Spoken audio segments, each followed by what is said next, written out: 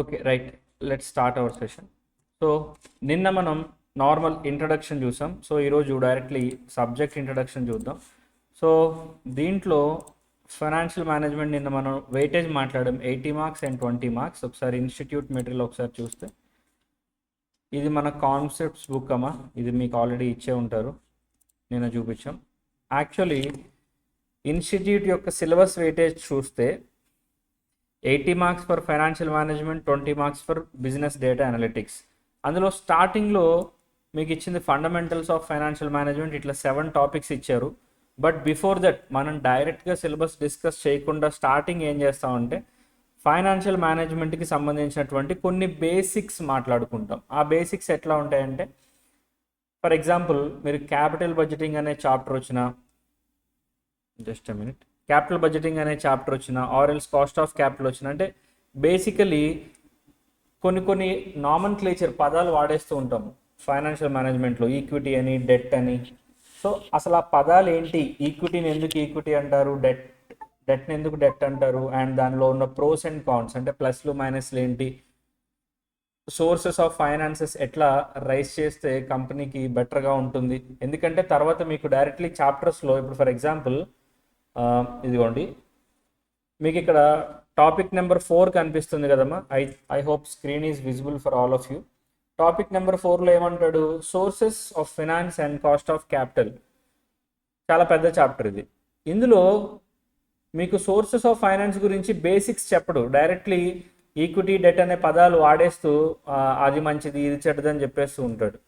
But అది ఎందుకు మంచిదైంది, ఇది ఎందుకు చెడ్డదైంది, ఇవన్నీ తెలియాలంటే మీకు వెరీ మినిమం బేసిక్స్ అనేవి తెలియాలి. అవి తెలియడం కోసం మన సిఎంఏ ఇంటర్ టార్గెట్ అకాడమీ మనం ప్రిపేర్ చేసినటువంటి కాన్సెప్ట్స్ బుక్లో ఎఫ్ఎం బేసిక్స్ మాట్లాడతాం. ఇదిగోండి ఫైనాన్షియల్ మేనేజ్మెంట్ యొక్క బేసిక్స్ అన్నమాట. ఈ బేసిక్స్ని ఫస్ట్ మనం ఒక 2-3 సెషన్స్, ప్రాబబ్లీ 3 సెషన్స్ అవ్వదు, ఓన్లీ 2 సెషన్స్, ఇవాళ రేపు బేసిక్స్ మాట్లాడిన తర్వాత అప్పుడు మనం ఈ చాప్టర్స్ మీకు ఇండెక్స్లో కనిపిస్తున్నాయి కదా, సెక్షన్ ఏ వెయిటేజ్ 80%, ఈ 7 టాపిక్స్ని మనం మాట్లాడతాం. అక్కడతో ఫైనాన్షియల్ మేనేజ్మెంట్ సిలబస్ అయిపోతుంది. ఫైనాన్షియల్ మేనేజ్మెంట్లో కొన్ని చాప్టర్స్ అయిన తర్వాత మనం ప్యారలల్గా స్ట్రాటజిక్ మేనేజ్మెంట్ స్టార్ట్ చేస్తాం, ఎస్ఎం. నిన్న చెప్పినట్టున్నాను కదా, నిన్న క్లాస్కి ఎవరైనా రాకపోతే సో ఈరోజు తెలుస్తుంది. సో నేను మీకు గ్రూప్ 2లో 2 సబ్జెక్ట్స్ చెప్తాను. Total weightage sums up to 120 marks out of 400 marks. Total 4 papers 400 మార్క్స్లో నా సిలబస్ పోర్షన్ యొక్క వెయిటేజ్ 120 మార్క్స్. ఎట్లా, ఫైనాన్షియల్ మేనేజ్మెంట్లో ఇక్కడ ఉన్న 80%, అలాగే స్ట్రాటజిక్ మేనేజ్మెంట్లో ఓఎం అండ్ ఎస్ఎం పేపర్లో పేపర్ 9లో ఓఎం 60%, ఎస్ఎం 40%, అక్కడ 40 మార్క్స్. 80 + 40 120 మార్క్స్ అనమాట. ఓకేనా. సో ఫస్ట్ ఆఫ్ ఆల్ మనం ఫైనాన్షియల్ మేనేజ్మెంట్ స్టార్ట్ చేస్తాం. ఈ ఫైనాన్షియల్ మేనేజ్మెంట్లో ఈరోజు మనం బేసిక్స్ మాట్లాడుకుందాం. బేసిక్స్ ఇవాళ రేపు మాట్లాడుకున్న తర్వాత అప్పుడు చాప్టర్స్లోకి ఇన్ డీటెయిల్గా వెళ్దాం. ప్యారలల్గా ఒక 1 or 2 చాప్టర్స్ అయిన తర్వాత ప్యారలల్గా ఎస్ఎం కూడా స్టార్ట్ చేద్దాం. ఓకేనా. సో ప్రాబబ్లీ మనకి ఆగస్ట్ ఎండింగ్ కల్లా సిలబస్ అయిపోవడానికి ఛాన్స్ ఉంది విత్ 100% ఆఫ్ సిలబస్ కవరేజ్. అంటే ఆగస్ట్ ఎండింగ్ కల్లా సిలబస్ అయిపోవాలి అట్లా ఏం కాదు, ప్రాబబుల్గా ఆగస్ట్ ఎండింగ్ కల్లా అయిపోవడానికి ఎక్కువ ఛాన్సెస్ ఉన్నాయి, August ending or September 15. So September, October, November ఈ 2.5 to 3 months మీకు కంప్లీట్లీ రివిజన్కి అలొకేట్ చేయడం జరుగుతుంది. రివిజన్ ఎగ్జామ్స్కి, ప్రిపరేషన్కి, ప్రాక్టీస్ ఎగ్జామ్స్కి, సో గ్రాండ్ టెస్ట్లకి, ఇవన్నీ అనమాట. డిసెంబర్లో ఆబ్వియస్లీ డిసెంబర్ హాఫ్ నుంచి మీకు ఎగ్జామ్స్ ఉంటాయి. సో మనకి max to max September 15th last date. But I hope September 15 వరకు వెళ్ళదని అనుకుంటున్నాను. ఆగస్ట్ ఎండింగ్ కల్లా మన సిలబస్ కంప్లీట్ అయిపోవడానికి బ్రైట్ ఛాన్సెస్ ఉన్నాయి. ఓకే రైట్, ఇప్పుడు మనం బేసిక్స్ స్టార్ట్ చేద్దాం, ఫైనాన్షియల్ మేనేజ్మెంట్ యొక్క బేసిక్స్. Okay,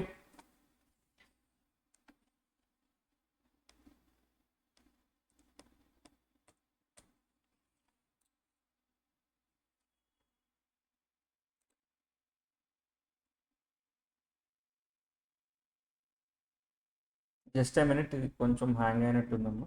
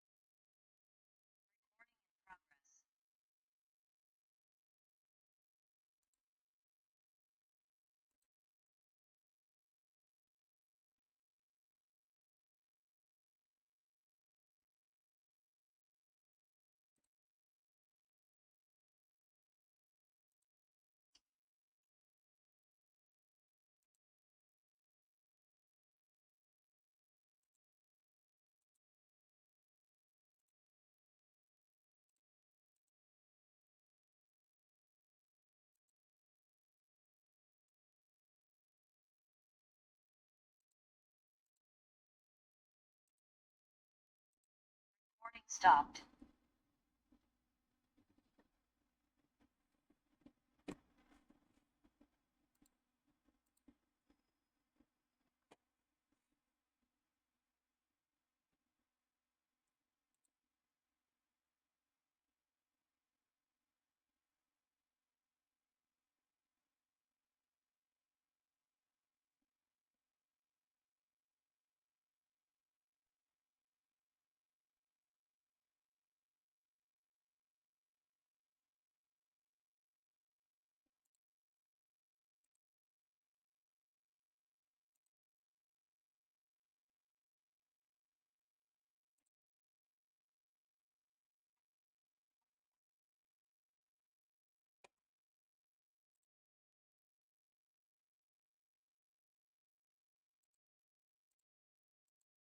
Recording in progress.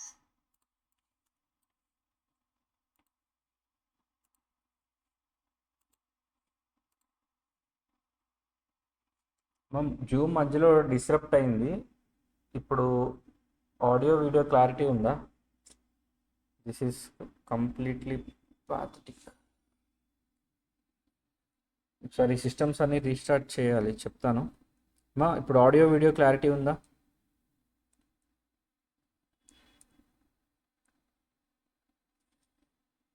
Okay, right. సరే, ఓకే. సో బేసిక్స్ మాట్లాడుతున్నాం కదా. సో బేసిక్స్లో ఫస్ట్ ఫైనాన్సింగ్ డెసిషన్స్ గురించి మాట్లాడుకుందాం. సో మేజర్లీ ఫైనాన్స్లో three kinds of major decisions ఉంటాయమ్మా. అది ఫస్ట్ ఫైనాన్సింగ్ డెసిషన్స్, రెండు investment decisions, third one dividend decisions. So first చూస్తే what are financing decisions. Financing decisions అంటే ఏం లేదమ్మా, హౌ టు రైజ్ ఫండ్స్. ఇంకా సింపుల్గా చెప్పాలంటే వేర్ టు రైజ్ ఫండ్స్, ఎక్కడ రైజ్ చేయాలి, or how to raise funds, ఎలా రైజ్ చేయాలి. అంటే ఫైనాన్స్లో బేసికలీ టూ సోర్సెస్ ఉంటాయి, ఈక్విటీ, డెట్ అని. సో ఈక్విటీ నుంచి రైజ్ చేయాలా ఆర్ డెట్ నుంచి రైజ్ చేయాలా? ఇక్కడ చాలామంది కన్ఫ్యూజ్ అవుతూ ఉంటారు. ఈక్విటీ అయితే ఉంది, డెట్ అయితే ఉంది, ఏదైతే ఉందో అప్పే కదా, మనం డబ్బులు బిజినెస్ చేయడానికి అప్పు తెస్తున్నాం, ఏ సోర్స్ అయినా ఒకటే కదా అనుకుంటారు. నో, ఈక్విటీకి కొన్ని ప్లస్ పాయింట్స్, మైనస్ పాయింట్స్ ఉంటాయి. అలాగే డెట్లో కూడా కొన్ని ప్లస్ పాయింట్స్, మైనస్ పాయింట్స్ ఉంటాయి. యూ షుడ్ నో, మీకు తెలియాలి. ఏంటంటే ఈక్విటీ అంటే ఏంటంటేనమ్మా, పీపుల్ దగ్గర నుంచి, general public or public financial institutes దగ్గర నుంచి, ఆర్ ఇన్స్టిట్యూషనల్ పార్టిసిపెంట్స్ అని ఉంటారు, వాళ్ళ దగ్గర నుంచి వాళ్ళకి షేర్స్ ఇచ్చి వాళ్ళ డబ్బులు మనం తీసుకునేటువంటి ప్రాసెస్ని ఇష్యూ ఆఫ్ షేర్స్ అంటారు. ఆ షేర్స్ రెండు రకాలు, ఈక్విటీ షేర్స్, ప్రిఫరెన్స్ షేర్స్. అందులో one of the types of షేర్సే ఈక్విటీ షేర్స్ అనమాట. ఇందులో ప్లస్ పాయింట్స్ ఏంటి అంటే రీపేమెంట్ మీద ఎలాంటి ప్రెజర్ ఉండదు. అంటే పలానా టైంలో నువ్వు డబ్బులు రీపే చేసేయాలి అనేటువంటి రీపేమెంట్ ప్రెజర్ అసలు ఇందులో ఉండదు. No repayment pressure at all, అసలు రీపేమెంట్ మీద ప్రెజర్ ఉండదు. Point number 1. ఇందులో మైనస్ పాయింట్ ఏంటి అంటే రీపేమెంట్ మీద ప్రెజర్ ఉండదు, కరెక్టే, కానీ మైనస్ పాయింట్ ఏంటంటే నీ యొక్క ఓనర్షిప్ ఏదైతే ఉంటుందో ఆ ఓనర్షిప్ అనేది డైల్యూట్ అయిపోతూ ఉంటుంది. అంటే నువ్వు ఒక్కడవే ఓనర్వి కాదు, ఎవరెవరికైతే షేర్స్ ఇచ్చావో వాళ్ళు కూడా కంపెనీ మీద ఓనర్షిప్ రైట్స్ అనేవి ఎగ్జిక్యూట్ చేయడానికంటే ఒక టాస్క్ ఎగ్జిక్యూట్ చేసేటప్పుడు వాళ్ళని అడిగి చెయ్యాలి. సో అక్కడ నీ యొక్క కంట్రోల్ అనేది కంపెనీ మీద తగ్గిపోతుంది. బేసికలీ ఇది ఒక ప్లస్ పాయింట్, మైనస్ పాయింట్స్ ఈ రెండు అనమాట. అదే డెట్లో చూసుకుంటే ప్లస్ పాయింట్ ఏంటి, మైనస్ పాయింట్ ఏంటి అంటే ఇక్కడ ఏదైతే ప్లస్ పాయింట్ ఉందో అది ఇక్కడ మైనస్ పాయింట్. అంటే ఏంటి, డెట్లో మైనస్ పాయింట్ ఏంటంటే రీపేమెంట్ యొక్క ప్రెజర్ ఉంటుంది. అంటే ఏంటి, నీ బిజినెస్ బాగున్నా బాగోకపోయినా నువ్వు ఎప్పుడైతే ఆ డెట్ తిరిగి ఇస్తానని చెప్తావో ఆ డేట్కి ఖచ్చితంగా నువ్వు రీపే చేయాలి. ఓకేనా? ఇందులో ప్లస్ పాయింట్ ఏంటంటే ఇది చీప్గా వస్తుంది. దీన్ని చీప్ అనొచ్చు, లేదా ఎకనామికల్ అనొచ్చు, లేదా బడ్జెట్ ఫ్రెండ్లీ అనొచ్చు, లేదా పాకెట్ ఫ్రెండ్లీ అనొచ్చు. ఏ పేరుతో పిలిచినా ఒకటే. బట్ చీప్ అనే వర్డ్ వాడడం చీప్గా ఉంటుంది కాబట్టి మీరు వాడద్దు. ఎకనామికల్గా దొరుకుతుందని వాడండి. ఎందుకంటే ఈక్విటీ అనేది కొంచెం expensive when compare with debt. ఓకేనా. సో డెట్ అనేది ఎకనామికల్గా ఉంటుంది. సో ఇలా ఈక్విటీకి డెట్కి దేనికి దానికి కొన్ని ప్లస్లు కొన్ని మైనస్లు ఉన్నాయి. సో ఇప్పుడు నేను 100% మొత్తం అంతా ఈక్విటీలోనే రైస్ చేశాను అనుకోండమ్మా, నాకు ప్లస్ పాయింట్లతో పాటు మైనస్ పాయింట్లు కూడా ఎక్కువ ఉన్నాయిగా. ఏంటా మైనస్ పాయింట్లు? ఎక్స్పెన్సివ్గా ఉంది ఇది, అలాగే కంపెనీ మీద నా కంట్రోల్ తగ్గిపోతుంది, ఇంకెవరెవరో చెప్పింది నేను వినాల్సి వస్తుంది. ఓకేనా. అలాగే 100% డెట్ నుంచి రైస్ చేశారనుకో, అప్పుడు నాకు ప్లస్ పాయింట్ ఏంటి, కొంచెం చీప్గా వస్తుంది కరెక్టే, కానీ మైనస్ పాయింట్ ఏంటి, ప్రెజర్ ఎక్కువ అయిపోద్ది. ఏంటా ప్రెజర్? బిజినెస్ బాగున్నా బాగోకపోయినా, ప్రాఫిట్స్ వస్తున్నా రాకపోయినా నేను ఖచ్చితంగా ఇంట్రెస్ట్ పే చేయాలి, అలాగే ఆన్ టైం రీపేమెంట్ అనేది నేను ఖచ్చితంగా చేయాలి. ఇది ఒక మైనస్ పాయింట్ డెట్లో, 100% డెట్కి వెళ్తే. మరి ఇప్పుడు 100% ఈక్విటీకి వెళ్ళకూడదు, 100% డెట్కి వెళ్ళకూడదు. మరి ఎలా రైస్ చేయాలంటే దాన్నే డిజైనింగ్ ఆఫ్ క్యాపిటల్ స్ట్రక్చర్ అంటారు. మీకు తర్వాత ఒక సపరేట్ చాప్టర్లో వస్తుంది అనమాట. ఇది ఏంటిదమ్మా? Capital structure. ఈ క్యాపిటల్ స్ట్రక్చర్ అదే అంటే 60% డెట్ 40% ఈక్విటీయా, లేదా 60% ఈక్విటీ 40% డెట్టా, లేదా 50-50యా, 30-70యా, 80-20యా, ఇట్లా దీని గురించి మనం ఫ్యూచర్గా ఇదిగోండి ఫ్యూచర్లో ఇక్కడ మాట్లాడుకుంటాం. Sources of finance and cost of క్యాపిటల్లో మాట్లాడుకుంటాం. ఓకేనా. ఇదంతా ఫ్యూచర్ టాపిక్స్ అనమాట. సో అందుకనే ఫైనాన్సింగ్ డెసిషన్స్ అనేవి చాలా జాగ్రత్తగా చూసుకోవాలి. ఈక్విటీలో రైస్ చేయాలా, డెట్లో రైస్ చేయాలా? ఎందుకంటే ఈక్విటీకి ప్లస్ పాయింట్లు ఉన్నాయి, మైనస్ పాయింట్లు ఉన్నాయి, డెట్లో కూడా ప్లస్ పాయింట్లు ఉన్నాయి, మైనస్ పాయింట్లు ఉన్నాయి. వేరాస్ ఇన్వెస్ట్మెంట్ డెసిషన్స్ చూస్తే ఇన్వెస్ట్మెంట్ ఆఫ్ ఫండ్, ఈ ఫండ్స్ని ఎక్కడ ఇన్వెస్ట్ చేయాలి? హై రిస్కీ ప్రాజెక్ట్లో ఇన్వెస్ట్ చేయాలా, లో రిస్కీ ప్రాజెక్ట్లో ఇన్వెస్ట్ చేయాలా? ఎందుకంటే risk is associated with return. Risk is associated with return. Returns అంటే తెలుసు కదా, మా ప్రాఫిట్స్ అనమాట, నీకు తిరిగి వచ్చేవన్నమాట. ఇప్పుడు మీరు రిటర్న్స్ ఎక్కువ రావాలని చెప్పి మీరు ఎక్కువ రిస్క్ తీసుకున్నారనుకోండి, రిటర్న్స్ ఎక్కువ కావాలని చెప్పి మీరు హై రిస్క్ తీసుకున్నారనుకోండి, అప్పుడు ఏమవుద్ది? మొత్తం క్యాపిటల్ పోవడానికి ఛాన్స్ ఉంది, అలాగే రిటర్న్స్ కూడా రాకపోవడానికి ఛాన్స్ ఉంది. Point number 1. అలా కాకుండా, ఆ విధంగా కాకుండా ఇప్పుడు రిస్క్ నాకు రిటర్న్ తక్కువ వచ్చినా పర్లేదని చెప్పి మీరు రిస్క్ కూడా తక్కువ తీసుకున్నారనుకోండి, రిస్క్ తక్కువ ఉంది కాబట్టి రిటర్న్ కూడా ఆబ్వియస్లీ తక్కువ ఉంటుంది. అంటే ఈ లెస్ రిస్కీ ప్రాజెక్ట్స్ తీసుకున్నాను అనుకోండి అమ్మా, లెస్ రిటర్న్స్ వస్తాయి, ఆ తక్కువ రిటర్న్స్ ఎవరికీ సరిపోవు. సో కాబట్టి ఈ రిస్క్ని బ్యాలెన్స్ చేయాలి. అందుకే ఇన్వెస్ట్మెంట్ చేసేటప్పుడు మొత్తం తీసుకెళ్ళి ఒకే చోట పెట్టకూడదు. నీ దగ్గర 1 crore ఉందనుకో అమ్మా, 1 crore తీసుకెళ్ళి బ్యాంక్లోనూ పెట్టకూడదు, అలాగే 1 crore తీసుకెళ్ళి హై రిస్కీ దాంట్లో అంటే మార్కెట్స్లోను లేదా ఏదైనా స్టాక్స్లోను ఇట్లాంటి వాటిలో పెట్టకూడదు. మరి ఏం చేయాలి? ప్రాపర్ బ్యాలెన్స్ చేయాలి.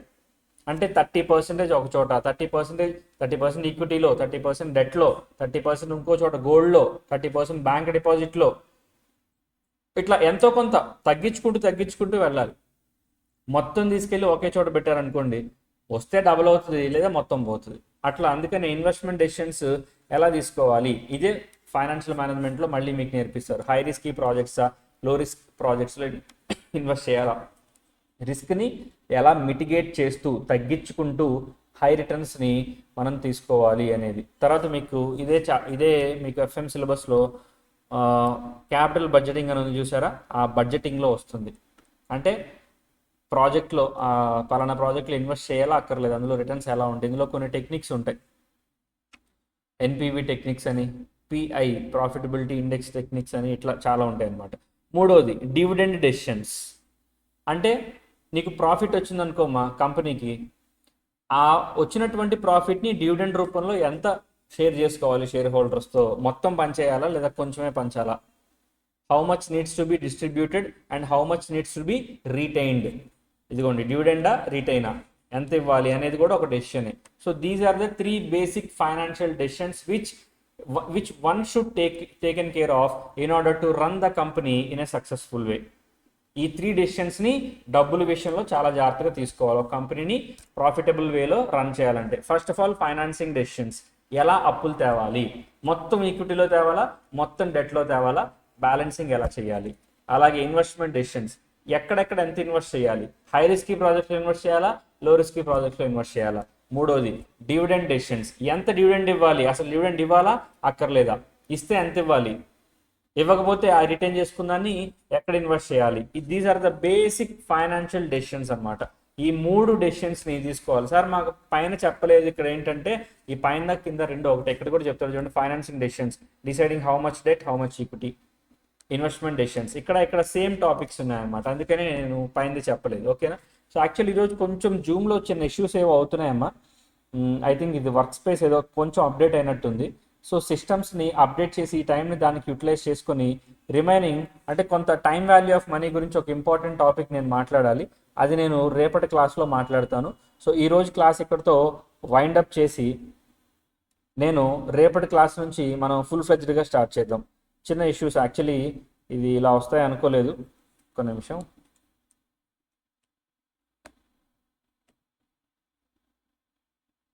రైట్. సో మీకు నెక్స్ట్ క్లాస్ ఉంటే ఒక 15 to 20 minutes బ్రేక్ తీసుకోండి, నో ఇష్యూ, పర్లేదు. తర్వాత రీజాయిన్ అవ్వండి.